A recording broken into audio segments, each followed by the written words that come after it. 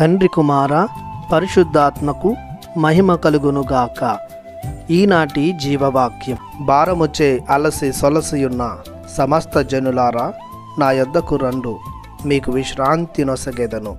మత్తయి శుభవార్త 11వ అధ్యాయము 28వ వచనము. మిక్కిలిగా దేవునిచే ప్రేమింపబడుచున్న సహోదరి సహోదరులారా, దేవుని బిడ్డలారా, మన తండ్రి యొక్క దేవుని ప్రభువు యేసుని కృపయు శాంతియు మీకు లభించునుగాక.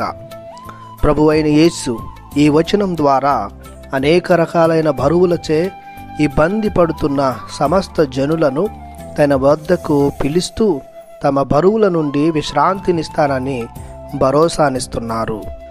భూమి మీద జీవిస్తున్న ప్రతి మానవుడు ఏదో ఒక భారముచే బాధచే బ్రతుకు నీడుస్తున్నవాడే. శారీరక భారంతో, మానసిక బరువుతో, గుండెలో దుఃఖంతో ఉన్నవారే. ఈ భారాలన్నింటినీ ఏదో విధంగానైనా దించివేయవచ్చు, కానీ పాపం, శాపం వలన మొదలైన భారాన్ని కేవలం క్రీస్తు ప్రభు మాత్రమే తొలగించగలడు. అందుకే క్రీస్తు ప్రభు సమస్త జనాంగాన్ని తమ బరువుల నుండి, భారాల నుండి, మొండి జబ్బుల నుండి, సాతాను శక్తుల నుండి, లోక వ్యసనాల నుండి, శారీరక వాంఛల నుండి విడుదల పొందుటకు ఆహ్వానిస్తున్నాడు.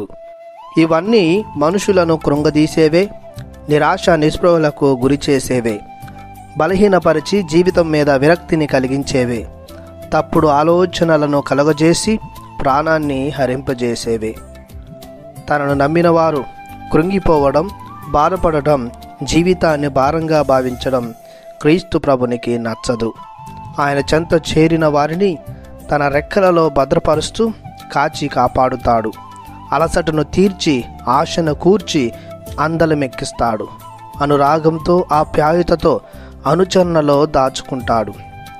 తానున్నాడన్న ధైర్యాన్ని, తనతో నడిచే తపనను దయచేసి చీకు చింతలు తీసి శాంతి సమాధానాలను వసగి బలమునిస్తాడు. బాధ్యతలు నెరవేర్చడంలో తోడుగా ఉంటాడు. కావున పునీత పేతురు గారు తాను రాసిన మొదటి లేఖ 5వ అధ్యాయము 7వ వచనంలో పలికినట్లు, మన విచారములన్నీ యేసుపై మోపుదాం, ఆయన మనలను గూర్చి శ్రద్ధ వహించును కనుక. ప్రార్థించుదము. కరుణగల మా దేవ, దీనుల, దరిద్రుల, పేదవారి, తనను నమ్ముకున్న వారి పక్షమున నిలబడుదురని మీరు వాగ్దానం చేసి ఉన్నారు. మీ ప్రేమ నుండి మమ్మేదియు దూరం చేయలేదని మీరు పలికి ఉన్నారు. మీకు మా వందనం, మీకు మా స్తోత్రం. మా భారములను, విచారములను మోసుకొని మీ ఆహ్వానాన్ని స్వీకరించే మేము ఆశ్రయించితిమి. మా భారములు, వేదనలు తొలగించి అలసటను, నెమ్మదిని మాకు దయచేయమని మీ పరిశుద్ధ నామములో ప్రార్థిస్తున్నాము పరమ తండ్రి. ఆమెన్. దేవుడు మిమ్ము దీవించునుగాక. ఆమెన్.